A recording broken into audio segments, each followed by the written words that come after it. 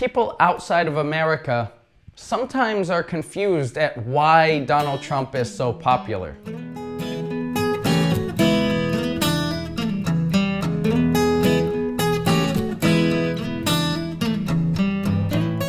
So that's what today's discussion is going to be. It's going to be my opinion of why Donald Trump is so popular.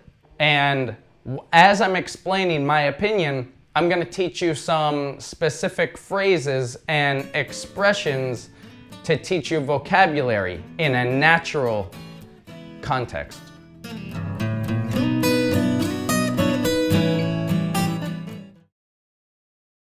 Presidential race.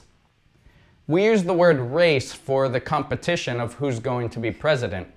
The presidential race. General population. Self-promotion. Self-promotion. Fringe has a few meanings. The literal meaning is a piece of your clothing. So the little tassels, the little things that hang down from a shirt or a scarf or pants, some article of clothing. The pieces that hang down, these are fringes. Fringe. Looking back is a phrasal verb. It means, obviously, to remember something. In retrospect is another way to say the same thing. Looking back, in retrospect. Sometimes we put these together. Looking back in retrospect, I would have done things differently, or I wouldn't have. Anti-establishment, that's when you are against the big system that's set in place. Normally it's the big government system or the big corporate system. If you're against that, you're anti-establishment. And much more, because I really don't know what's gonna come out of my mouth.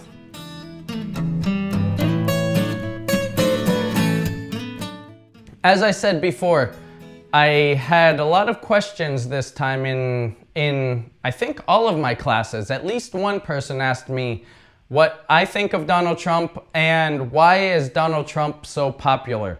Why is he in the final two of the presidential race? The final two competitors or contestants. Not really the final two, but the final two that are going to win, that are in the running to win. But why is Donald Trump so crazy? Why is Donald Trump so popular? We all know he's crazy. We all know he's controversial. And he's very polarizing. Polarizing, the poles of a magnet, imagine if this is a magnet. We have the positive side and the negative side. These are the poles of the magnet. It can either attract another magnet or it can repel the other magnet, depending on which pole you're on. So, or you put together. So, if you're very polarizing, you're either attracting people to you or repelling people to you. There's very few people that don't have an opinion.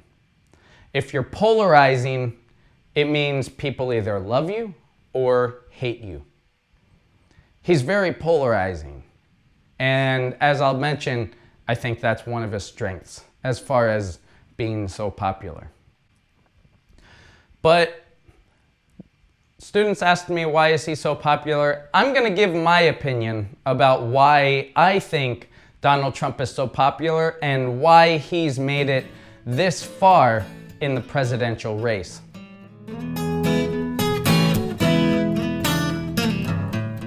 Let me tell you what's not the reason why he's so popular. It's not because Americans are stupid and unintelligent and uninformed. It's not because they're sheep or mindless or anything to do with intelligence. It's nothing to do with really any individual factor. It's not because Americans are different from your country. It's not because Americans are different from the people of your country. It's because Americans are human. And it's because Donald Trump is very good at what he does. And that's self-promotion. That's the first thing. Donald Trump is very good at self-promotion. And that's essentially what the presidential race has become. And it goes back to even before Donald Trump. He didn't start this, but he is very good at it. The presidential race is more about publicity and popularity and getting the best headlines and the media behind you, and to get the media to talk. Like it or not, that's an expression to write down. Like it or not, that's what it's become. And Donald Trump is very good at self-promotion. And he's very polarizing. And he surrounds himself with very intelligent people. This is obvious because looking back at his race, at his running, at his journey in this presidential race, we can see a few key things that was part of his strategy. At least in retrospect, it seems that way. Let's look at this. This circle, well, I'm gonna redo that because that's about the ugliest circle I've ever seen. This circle represents, that's not much better, but it'll work. This circle represents the general population of America. In this case, we're talking about America. This represents the general population. And it's very interesting to me to look at the journey. But if you look first in his journey, he, about a year ago, I'm pretty sure it was about a year ago. Keep in mind, I'm no professional sociologist or political scientist. This is just kind of my own personal opinion. This isn't a politics class. This is an English class. That's what I'm going to teach you. The language and my opinion. But the first thing, about a year ago, I remember seeing in the news that the KKK came out and supported him and endorsed Trump, and he accepted it. And I thought at the time, seriously? You're open about this? You're proud of this? This is part of your campaign to get the KKK and the racist groups behind you? Apparently, it was part of his plan because he got the racist groups. And this is what he did. He targeted a lot of the fringe groups one by one. We call them fringe groups. So you remember we talked about fringes on your clothes. Well, a fringe group is a group that's kind of on the outside of the general population. The fringe groups. That's what he targeted. The first fringe group he targeted was the KKK. I don't know if it was the first, but he targeted the KKK. And we thought, seriously? You're proud about this? This is what you're openly doing? Well, yeah, because as is always the case with the media, it's always a what's next? What happens next kind of situation. So what's the next big thing? What's the next story? So we just moved on, and then he went toward the religious group. The religious group and the Christians. He started bringing his Bible everywhere and saying it's his second favorite book.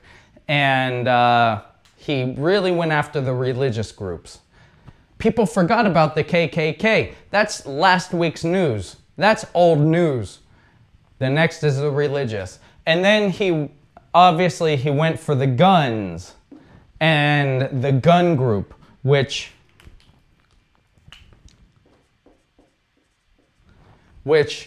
is in the United States is a very powerful group. The NRA, it's a very powerful group politically and kind of socially. So he went after the guns. So the KKK were behind him. And then he went for the religious and then the guns. And of course he has the backing of certain rich people who he has connections with and contacts with. And he just went after fringe group after fringe group after fringe group. That's what we can say. If you have a succession, a line of a list of something that you want to say, and it was the same thing, he went after fringe group after fringe group after fringe group until he gets more and more powerful. And now, if you'll notice, he's kind of in the anti-establishment people. They're supporting him because people who are sick of the system, people who are tired of the same things that lead to the same results, and he's something new, and he represents something new. If you agree with it, if you don't agree with it, that's kind of what he represents, or at least what he tries to represent. That's the group, the fringe group that he's targeting. So if you build up, the general population, they don't really support him. He's very radical in his ideas, but he has the power of many different fringe groups that piles up and adds on and gets bigger and bigger, and his support grows. And looking back in retrospect, this seems to be how he's gained so much popularity. Popularity is the noun of popular, popular being the adjective. But this is, in my opinion, how he's grown in popularity, grown in his power, but now he's against the bigger system than he is. So it's very interesting to see what's happening. It's very interesting being outside of America. I don't live there. It's very interesting to look from the outside. To look from the outside. It's very interesting to look from the outside. I don't think it would be as interesting to be in America during this time, but it's very interesting to look from the outside at what's going on. Also, my students this week had some very interesting ideas about why they thought, and some very interesting opinions as to why they thought Donald Trump was so popular. That's going to be your homework this week.